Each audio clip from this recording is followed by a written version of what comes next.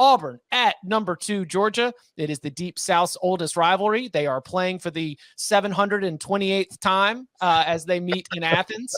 And listen, Georgia is heavily favored in the game. They are, 30-point favorites, over under sitting around 50, 49.5. Anybody going to make a play in this one? Just Chip? Principal? Auburn team total under 9.5. Like I sat there and I was crunching this under, both ways, and I was looking at it and I was like, okay, but what happens if, Kirby, after all the offensive struggles, wants to, get them up and moving? Or what if we go and the backups come in, as we saw against South Carolina, and even with Carson Beck, they start moving the ball? I can avoid all of that by trusting the one thing about Georgia that you can trust the most, which is that this Bulldogs defense, which is only allowing about 10 points per game anyway, that has only given up 4 touchdowns on the entire season, that the Auburn offense as it stands is below average compared to that average opponent that Georgia has faced this year. And so if the average that Georgia's defense has given up on the year is about 10 points, and this Auburn line is around 9.5, give me the under. No double digits for the Tigers. Auburn team total under. Yes. What does that note say? I wasn't even sure what it was, but I was going to ask you guys, and since you're on it, I'm with you. Let's go. It's the not number. Half, right? I thought you might. I was considering this number's just too big. I mean, it's a conference. It's a rivalry game we've seen for hundreds of years. Like, how can it be that big? I'm like, why sweat that out? Let's just go team total for Auburn. They're not going to score. Utah, ever since that Florida loss, has just sort of taken care of business, done what's been asked of them. Utah's a 3.5-point road favorite, over under around 64.5. Anyone got a lock on this one? Well, this got bet. All right. Yeah, I still have a lock. I'm taking UCLA. All right. I watched that Oregon State game against Utah last week, and Utah was the correct side because Oregon State just kept throwing them the ball, and Utah moved the ball okay. But Oregon State also moved the ball almost every drive on Utah. I'm not convinced this Utah defense is our typical Utah defense. I think UCLA will have some success moving the ball here. They get the extra day of rest because they played on Friday, if you care about that. But I think they're going to be able to score some points against Utah. And I'm extremely impressed by UCLA's pass rushers. I think there's some question about UCLA's interior run defense, but they're getting Jay Toya back, it looks like, from reports. And I think there is some chance that UCLA, rather, is better along the lines of scrimmage than Utah is here. So go ahead and give me those points. Fight. Fight. Fight. Fight. Fight. Buying back on some of that hype. UCLA in a spotlight game on Friday night goes and beats up a Washington team. Everybody was convinced that was suddenly great because they got off to a good start. And now UCLA is great. Washington's defense it was terrible last week. There was no tackling. Everybody was way out of their gaps. There was very little effort. Like, I tweeted about it during the game. I said, Washington's defenders just kind of look like they are done. They've checked out for this one. They do not care. That's not going to be the case against Utah. And another thing too, like DTR, I like DTR, but he's very kind of roller coastery from week to week, where he has great games and then the next week he looks kind of, eh. And Utah, I agree with you. I don't think the Utes defense is as good as it has been in recent years, but the pass rush has still been solid. They're one of the top teams in the league or in the country in pressure rate. And I have seen enough of DTR to know that when he is pressured, he makes some dumb decisions and he panics sometimes. And I'm thinking there's a pretty good chance that he's going to be under pressure in this game. He's going to make some bad decisions. I trust Cam Rising in the Utah offense more. Give me the Utes -3.5. BYU is potentially fraudulent. Yeah. But I'm not ready to say that yet. Like, I don't want to be out here getting roasted, because I'm not committing to that. But I will say that we're conducting the fraud test experiment on BYU in this game. We are going to drop them in the beaker. We're going to circle it around, and we're going to stick our fraud test stick in. We're going to hold it out, and we're going to wait 5 minutes, and we're going to see if the fraud line is lit up. That's what we'll know by the end of this game. Yeah, I think I know what Bud's looking for, because if this was 3 or under, I would probably take Notre Dame, but at 3.5, I'm not locking it up. I'm going to go ahead and take under 23.5 BYU team total. Cool. The one thing in this game, if you go back and watch that game, to me, I was watching that pretty intently. Wait, which game? You got to give a reference. The BYU Utah State game. There you go. BYU did not look very good, and I appreciate you let me know. I need to give, because I should tell the audience what game I'm talking about. Did Jaron Hall throw a pass beyond the line of scrimmage after he got whacked? I don't think so. Like Puka went down late. He looked bad. Like I'd be very surprised if Puka plays in this game. He needed assistance off the field. Hall gets hit. The backup's warming up on the sideline, but he comes back into the game. He threw like a couple little screens and stuff and handed off. They're going to need to prove it to me that he's healthy and he's ready to go. And you are buying on the best unit on the field. You are taking Notre Dame's defense as the one thing that you trust. So that way you don't have to wait and see whether which Notre Dame offense is going to show up. It is Texas A&M at number 1, Alabama.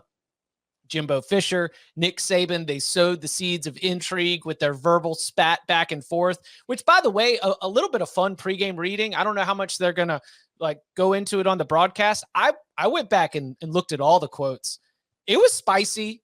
And I think that you can find yourself, as Alabama sits as a 24-point favorite in the game, you can find yourself getting a little bit of fired up to see what ends up happening as Saban and Jimbo square off for the first time since then. They tried to squash the beef. They tried to cool it down, probably because Greg Sankey hit him with that public reprimand and told him to chill out. But I would like to see some evidence on the field with the coaching decisions that says that these two are still feeling the burn of the offseason. So anybody got a lock? Anyone want to make a play on this as we and if no, then I would love to hear what everyone's prediction is for Bryce Young. Yeah, do we think he's playing? I think he's playing. I don't know that for sure, but I expect him to play. Did Nick Saban tell you? Yes. Nick called me last night. He said, Tom, all right. He's going to play. All right. You saw his rant, right? When he went off? Yes. Because the reporter asked him, and he's like, what do you think? I'm going to call Jimbo? You know, a little angry. He was actually, he meant to call Jimbo, but he accidentally called me because he did call me Jimbo at first. I think he probably plays. I think it impacts the play calling. I think it probably impacts the game plan. But isn't he going through practice this week? They're not telling. I don't know. I mean, you have a losable game next week, though. I think that's the intrigue. Like, you have to go on the road to Tennessee. Yeah, but I think Nick's going to look at this game as losable, too, because I think that's just how he's wired. I don't think there is, in Saban's mind, a game in which his team can't, he's so we have to destroy everything in our path kind of dude, where it's just, I don't think he's going to take Texas A&M lightly. And I do think that because of what happened in the offseason, especially, he's not going to be taking this one for granted because they did lose to him last year. Screw it. Give me Bama. Yes. I can find you 23.5. Perfect. Give it to me. I think it's boiling. I think if you needed any added motivation, you've got it. I think even if Jalen Milroe plays, I think that'll kind of dial everybody, get him even more attuned. We saw what he can do to his legs. I think they'll craft an offense around him. The defense, I think, will have no problem shutting down Texas A&M's offense. And if there's a chance to go for a couple extra in the second half, I think they go ahead and take those shots down the field. I don't know if it'll be a fake punt like Ohio State was going to do, but I think there might be some shots late. Go ahead. Give me the Tide. Did you guys see Jimbo's buyout numbers? Yes. I mean, it's fully guaranteed, right? And MC's buyout numbers? Like, do they check those before they sign that deal? Connor O'Gara broke it down at Saturday Down South, but here they are by year. 2022, $85.9 million. 2023, $76.8 million. 2024, $67.5 million. 2025, $58.2. 2026, $48.7. 2027, $39.2. 2028, $29.5. 2029, $19.8. For reference, remember when Notre Dame got made fun of for the $19 million Charlie Weiss buyout?